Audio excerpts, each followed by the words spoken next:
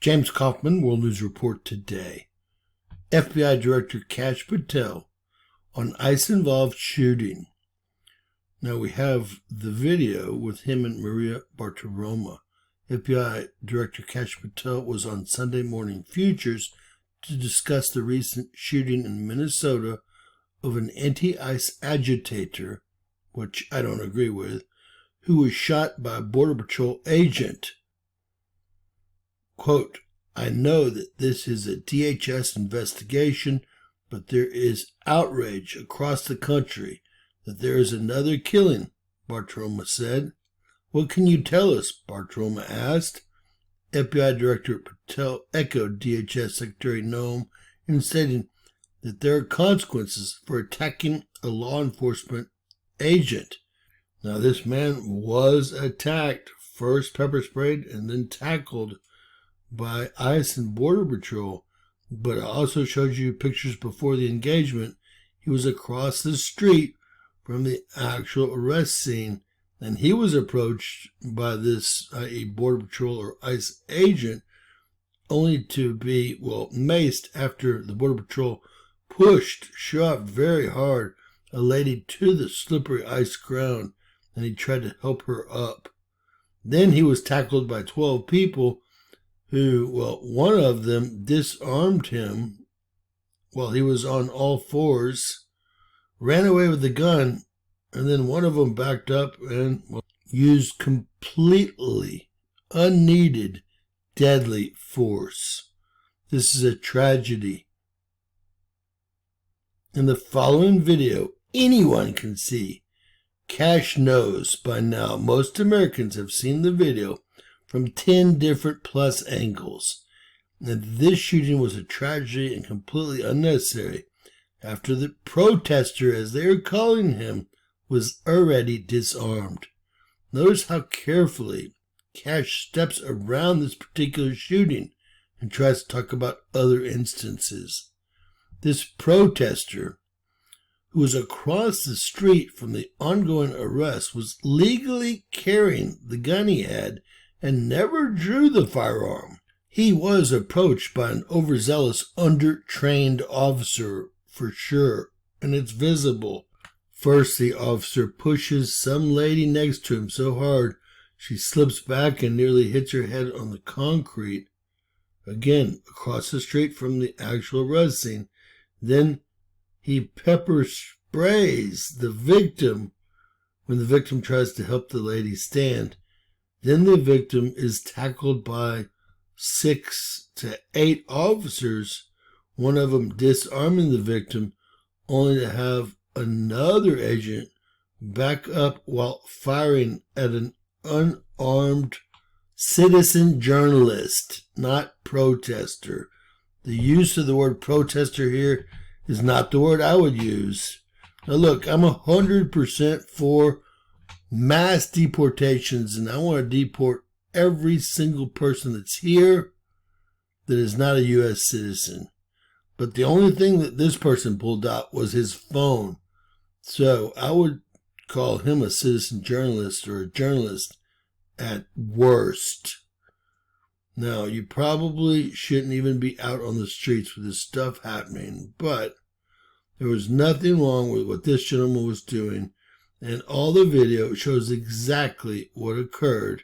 There is no denying it. You can erase the video from the internet, but it's still going to be there. The investigation is the director of the FBI, Kash Patel. Director, thanks so very much for being here this morning. And I know that this is a DHS investigation, but there is outrage across the country that there is another killing. Someone is dead at the hands of Border Patrol. What can you tell us? Great to be with you, Maria. And look, Secretary Noem stated it perfectly. You do not get to attack law enforcement officials in this country without any repercussions. You do not get to do that in Minnesota, LA, or anywhere else. And the interagency is leading the charge out there. We've already arrested with the interagency those that violated the FACE Act and impeded a peaceful prayer in church. We've already just last night arrested 4 more individuals involved in the damage of government property that we saw the videos of online.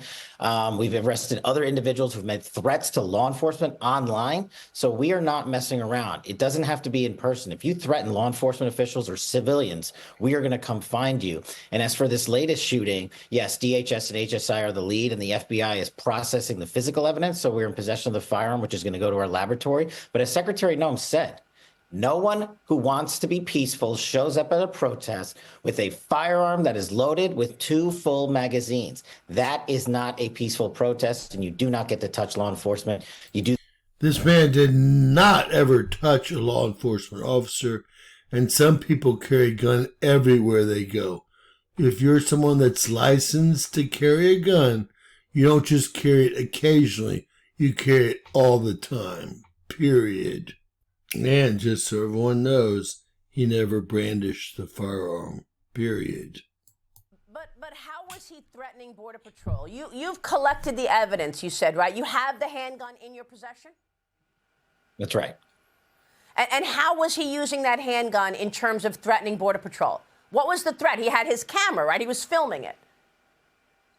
That's something that I will let the DHS and the prosecutors, because they are the ones investigating that case. I don't want to stylize that evidence, but I trust the men and women on the ground who are trained professionals to only use it when it's absolutely necessary. And I trust Secretary Noem's leadership and DHS and HSI to do the right thing, as they've always done in these scenarios. Kristi Noem said that the individual approached U.S. Border Patrol officers with a 9mm semi-automatic handgun. Was the gun visible? Or did Border Patrol see the gun after they shot him? They saw the gun after they threw him on the ground, but it was in his restraining holster. They pulled the gun from him, and then he was shot. Look, everyone's seen the film. Y'all aren't going to be able to make your way out of this one. Transparency is always the best route. And let me just say that I've seen this from 10 different angles. I've lost 1,000 subscribers over it. And if I can't tell the truth as a journalist, you're at the wrong spot with my channel, right? You can tell how he's trying to scoot over it. No shots were fired by this gentleman. Again, he had his gun in a retention, probably level 3 retention holster, because the ICE director or ICE agent struggled to get the gun out of his holster that was only seen once he was down on all fours, period. Then after that gentleman left with the gun, well, the shooting occurred when he could have been tased. They could have continued to hold his arms and feet. There's a million things that could have gone right. I don't know who the gentleman was that made the decision that he needed to use deadly force, but he needs to be removed from whichever force he's on, if it be ICE or Border Patrol, period. Again, all those pieces of the investigation are being led by DHS and HSI, and I don't want to comment on their ongoing investigation.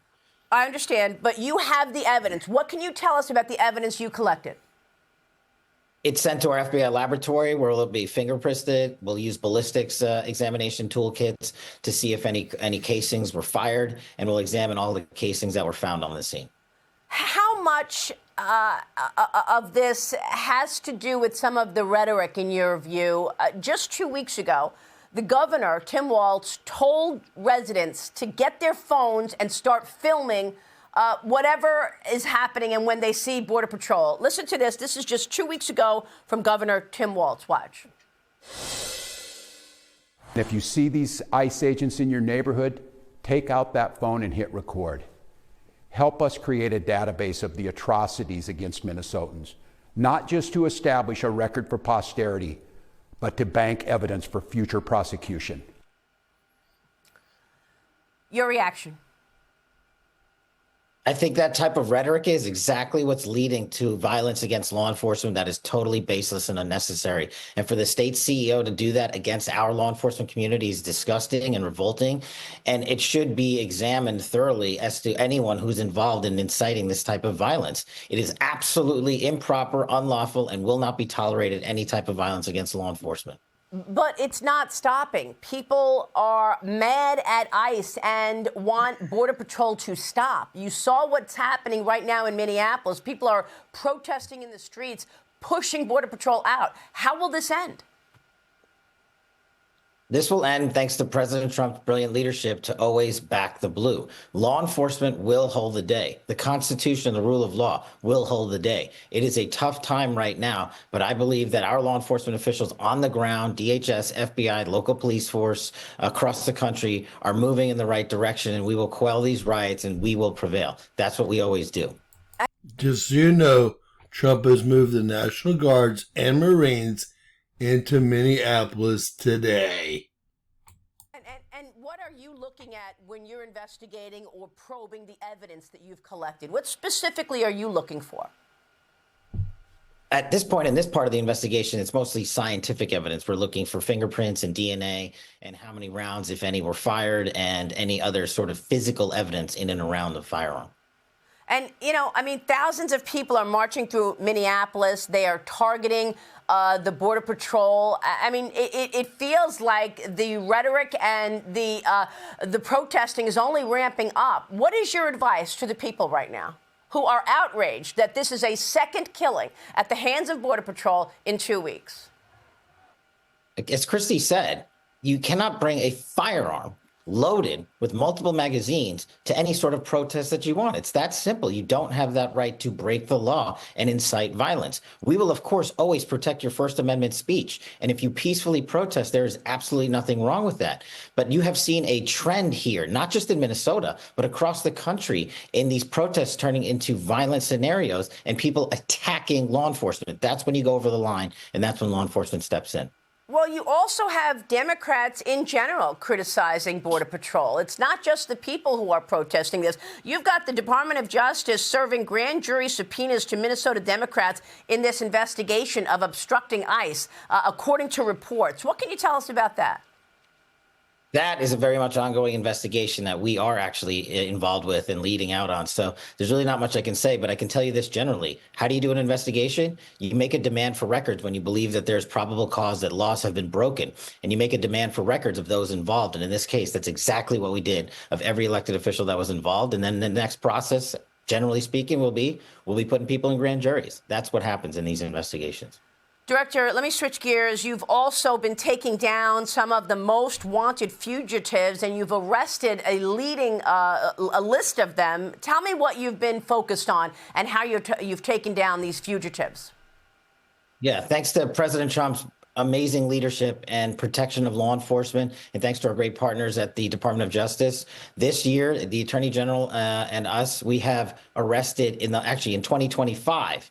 We arrested and captured 4 top 10 of the FBI's most wanted, 4. And to put that in perspective, in the Biden administration, they had captured 4 in 4 years. These are the worst of the worst, the gangbangers, the murderers, the drug dealers. Flipping to 2026, in just the last week and a half, Maria, we have seized, I was just down in Mexico this past week, we have apprehended 2 more of the FBI's most wanted fugitives, including Ryan Wedding, who is a Canadian Olympic snowboarder turned into the modern day El Chapo. And after a year-long campaign and manhunt to go and get this guy, we went down there to Mexico to advance our investigation. Huge thanks to President Trump again and the Department of Justice and the Mexican government and our ambassador Ron Johnson down there. This type of work takes a full-on interagency assault. It takes relentless pursuit to make sure that these individuals never harm Americans again. And while we were down there, we also apprehended another top 10 most wanted fugitive, Alejandro Castillo, who brutally murdered a 22-year-old first-generation American over a decade ago in North Carolina. Collectively,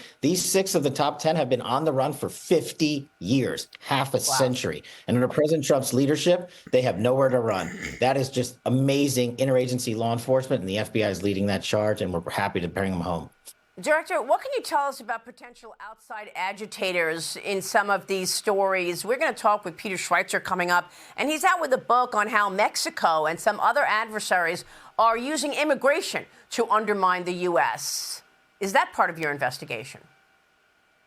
Any person that breaks the law or impedes law enforcement anywhere in the world will always become a part of our investigation.